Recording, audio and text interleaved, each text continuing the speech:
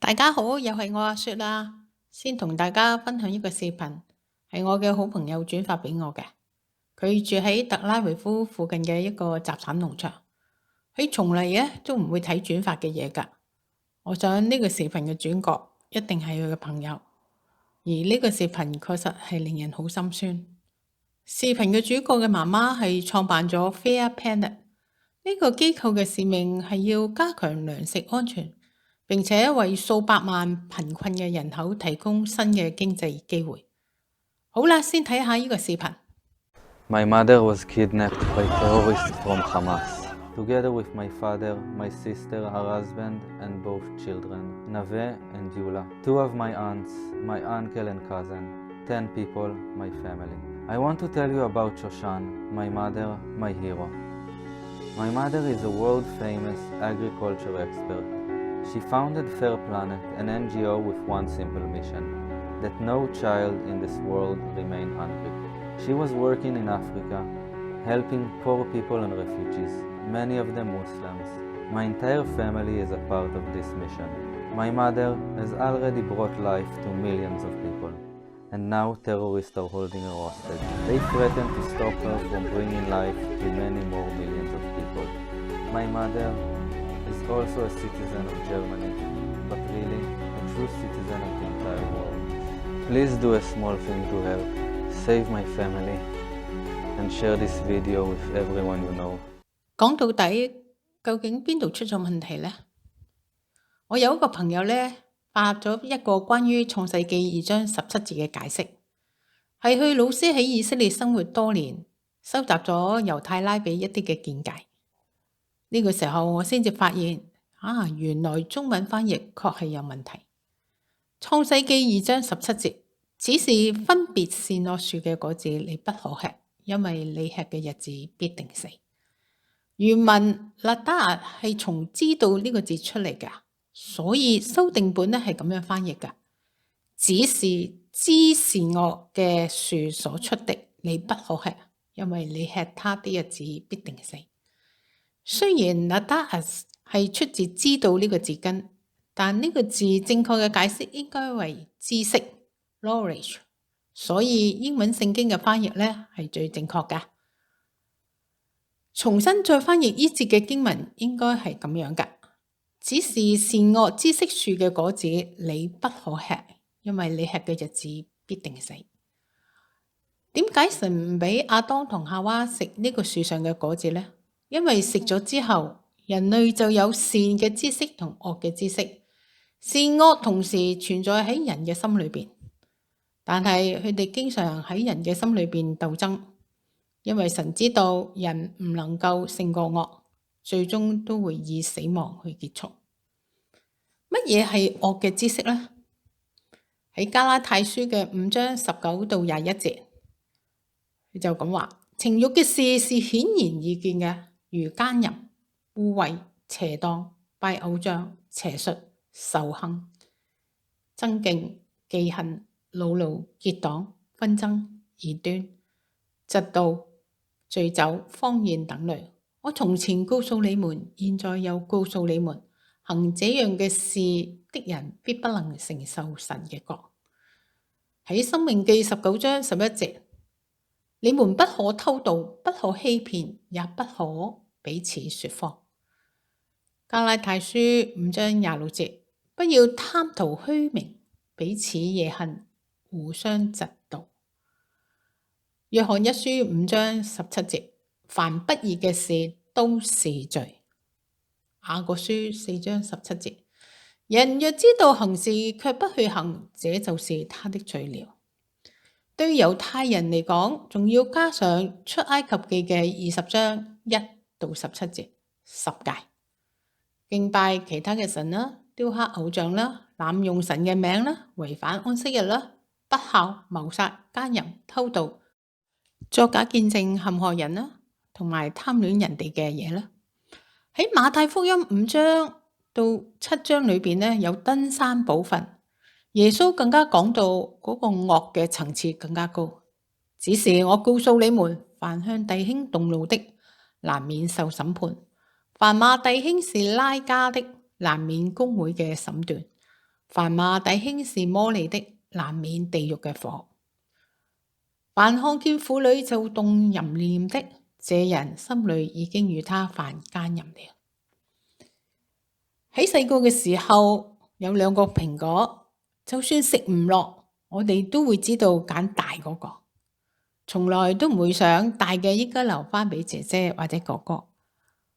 呢啲都冇人教㗎，因為喺我哋裏邊有惡嘅知識。乜嘢係善嘅知識呢？喺加拉太書5章22到23節，聖靈所結嘅果子就是仁愛、喜樂、和平、忍耐、恩慈、信實、溫柔、節制。這樣嘅事沒有律法禁止的。人都有良善嘅一面，但好多時候我哋唔能夠勝過惡。正如保羅所講喺羅馬書7章18節，我也知道在我裏頭，就是在我肉體之中沒有良善，因為立志為善由得我，只是行出來由不得我。食咗呢啲禁果之後有咩後果呢？喺創世記3章7到9節，佢話他們二人嘅眼睛就明亮了，才知道自己係赤身露體，便拿無花果樹嘅葉子為自己編造裙子。天起了涼風，耶和華神在園中行走，那人和他的妻子聽見神嘅聲音，就藏在園裏嘅樹木中，躲避耶和華嘅面。耶和華呼喚那人，對他說：你在哪裏？他說：我在園中聽見你嘅聲音，我就害怕，因為我赤身露體，我便藏了。耶和華神呼喚那人，對他說：你在哪裏？難道神唔知道佢喺邊度咩？事實上，神一直等佢哋承認自己嘅罪，但係佢哋一直冇做，直等到天起涼風，於是神俾佢哋最後一次嘅機會。神喺園中行走，希望佢哋走出嚟認錯。點知佢哋躲避耶和華嘅念，神於是開口：你喺邊度啊？亞當就話：我喺園中聽見你嘅聲音，我就害怕啦，因為我赤身露體，我便藏了。喺創世記3章11到13節，耶和華說：誰告訴你赤身露體呢？莫非你食咗我吩咐你不可吃嘅那樹上嘅果子嗎？那人說：你所賜俾我嘅與我同居嘅女人，她把那樹上嘅果子給我，我就吃了。耶和華神對女人說：你做嘅係什麼事呢？女人說：那蛇引誘我，我就吃了。從嗰個時候開始，人就學會推卸責任。亞當將責任推俾夏娃，係你所賜俾我與我同居嘅女人，佢將那樹上嘅果子俾我，我就食咗啦。佢仲強調係你所賜俾我嗰個女人啊。最後神都有錯，而夏娃就將責任推俾蛇，那蛇引誘我，我就食咗啦。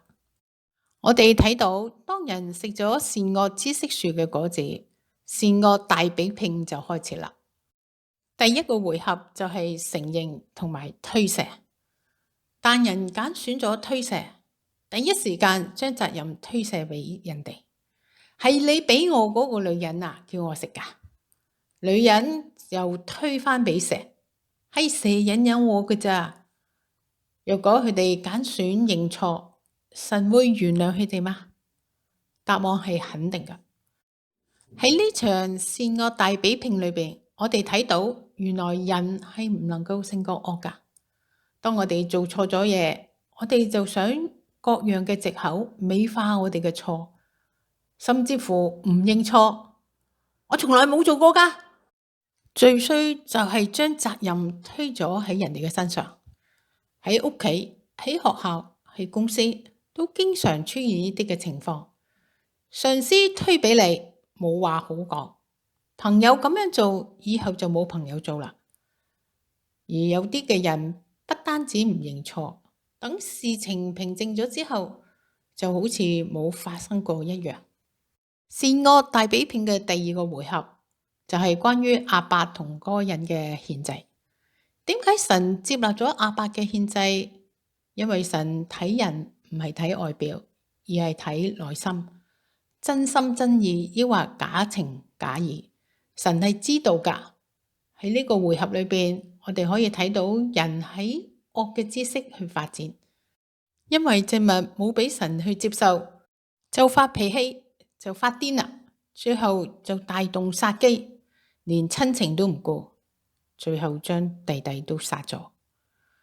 當祭物唔被接納，應該係要想一想自己嘅問題，點解唔會接納呢？有咩做得唔好呢？弟弟嘅祭物又有咩好呢？原來弟弟係將羊群裏邊最好嘅獻俾神。創世記4章4節，亞伯也將他羊群中頭生的和羊嘅脂油獻上。頭生嘅係最好，我係屋企嘅大家姐，係頭生嘅。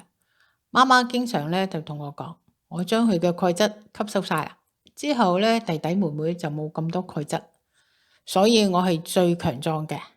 牲畜都係一樣，植物都係，好似割韭菜咁，第一輪係最好食噶。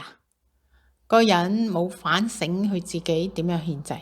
創世記4章6到7節，耶和華對該人說：你為什麼發怒呢？你為什麼變了臉色呢？你若行得好，豈不蒙悅納呢？你若行得不好，罪就伏在門前，他必戀慕你，你卻要制服他。原來神唔悅納該人嘅祭物，係因為佢行得唔好，但佢冇反省自己，冇向神去認罪。我哋可以睇到，人一直發展惡嘅知識多過善嘅知識，先至搞到今日咁嘅局面。當我哋遭受人用惡嘅嚟對待，我哋就用惡嚟回應佢哋。事實上，要化解呢啲嘅惡，必須用愛心嚟化解。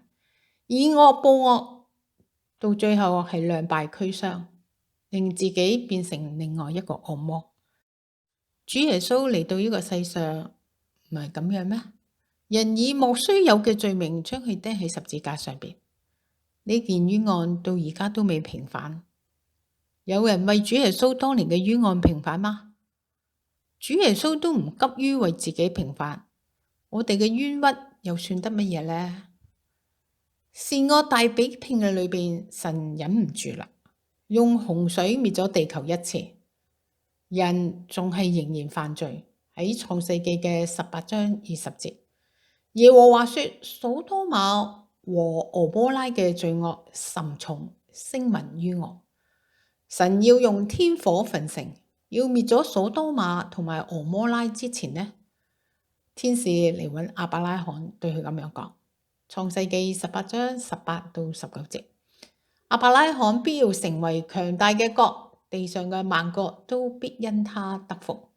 我眷顧他，為要叫他吩咐他的眾子和他的眷屬遵守我嘅道，秉行公義，使我所應許亞伯拉罕嘅話成就了。猶太人不但冇叫萬國得福，連自己都冇遵守神嘅誡命，最終嘅命運就係亡國。但係神透過先知話俾佢哋聽，唔使絕望。當佢哋認罪悔改，翻到神嘅面前，佢哋可以回歸翻到應許地。神冇忘記佢同佢嘅子民所立嘅約。耶利米書31章31節，耶和華說：日子將到，我要與以色列家和猶大家另立新約。以西結書嘅36章26節，我也要賜給你們一個新心，將新靈放在你們裏面，又從你們嘅肉體中除掉石心，賜給你們肉心。於是神親自到世上嚟，道成肉身，親身擔當我哋嘅罪。唯一嘅條件就係認罪悔改，我哋就可以恢復同神嘅關係啦。呢個就係福音嘅奧秘。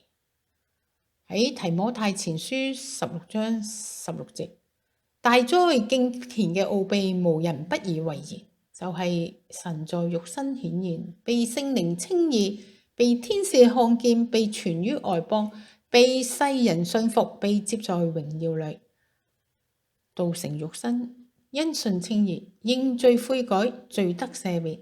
呢個係一個極大嘅福音奧秘。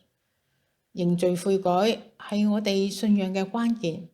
如果唔係，救恩就同我哋無關。同樣，當日亞當同夏娃如果肯承認自己嘅罪，就不至於離開伊甸園。死不悔改係人類最大嘅問題。起初唔承認，跟住推俾別人，嫁禍俾別人，甚至殺人滅口，為咗遮掩自己嘅過錯，不擇手段。今日嘅世界係咪就係咁樣呢？我哋先嚟睇睇一個穆斯林變成基督徒嘅見證先。Zechariah, he was a nice person. He was a decent person. He was very smart. He was the only Christian in the whole of the school. And I hated him. And because I thought as a Muslim, I must be better than him. But he was better than I. We start to beat him every single day that we come to school. And we agreed on that night, we need to kill him. It was dark, it was cold, and we went ahead of him. And we were 5 of us. We climbed a tree, and we waited there. And from far away, we saw that a torch coming. And the light became bigger and bigger as it approaches us. And the minute that he just went under the tree, we jumped at him. He was crying, he was screaming, he was shouting. We broke his arm, we broke his leg.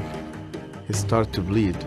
And because he started to scream and begging for help, I put my hand in his mouth so that no noise will come out of him. Similar when you are slaughtering a sheep, it's just shivering, and the others were beating him.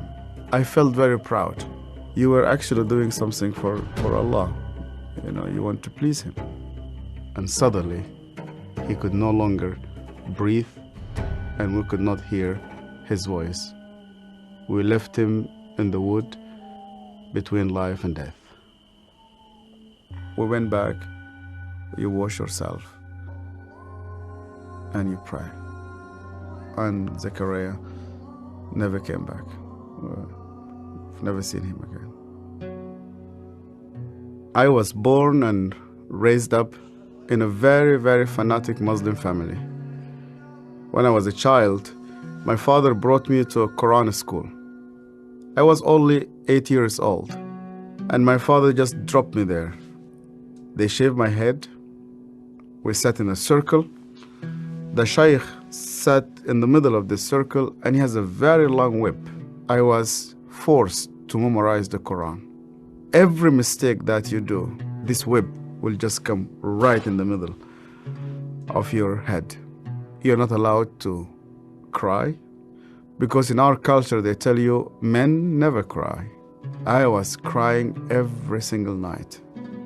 And they told me, you belong to the Islamic Ummah, and that's why you fight for it, you stay loyal to it. I started to hate people, to hate everybody who's not a Muslim. And I especially used to hate the Jews. So I was preparing myself to go and fight for Allah in the jihad. But every night I went to bed, and when we put the light off, I did not know what will happen with me if I die. My cousin was severely sick, and the doctors, they said he's going to die. They gave him only a couple of days. And one day came 2 people. They were Coptic Christians. And one of them wanted to greet me. And then I saw he had a cross. And then I pulled my hand back. I said, well, I'm not going to touch a hand with a cross. And then he said to me, we hear that this child is sick. We would like to pray for him. And only out of politeness, I told them, okay. And they started to speak to God like a person that he speaks to his friend. They said, God, please heal this child. The minute that they said Amen, this child opened his eyes for the first time in 4 weeks. He started to move his hands. He started to speak. He sat down in his bed and he started to walk. And one of those two persons who prayed sat down with me and he said to me, you know what? The real miracle is that God wants to change your heart. Do you believe that Yeshua is alive? And I told him, yeah. Because according to the Islamic tradition, God took him to heaven and he's alive and he will come back one day. And he said to me, because he's alive, you can speak to him.